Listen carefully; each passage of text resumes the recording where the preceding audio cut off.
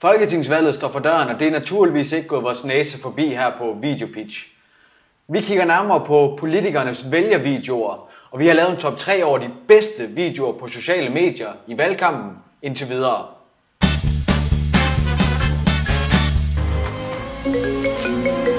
På en tredje plads finder vi Ida Auken med denne noget ironiske valgvideo, som giver en lille stikpille til Venstres Inger Støjberg. Undskyld. Kan du ikke sidde og slukke for din mobil?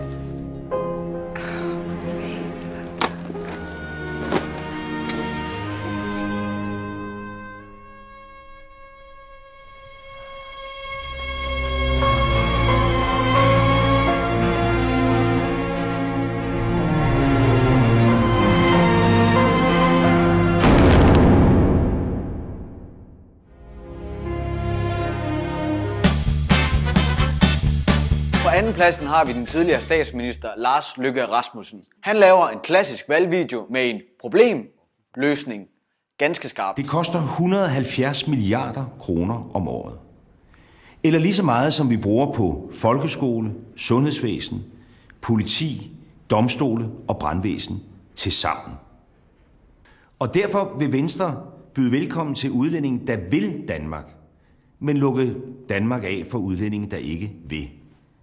For fremtiden skal vi arbejde mere for velfærden. På en førsteplads har vi valgt Socialdemokraternes handels- og udviklingsminister Mogens Jensen, som på fremragende vis har lavet en ironisk kort valgvideo, som alligevel viser, at han har noget at have det i.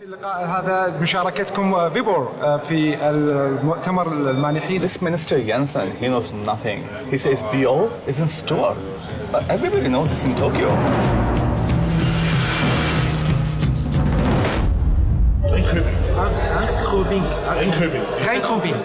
Det var vores top 3.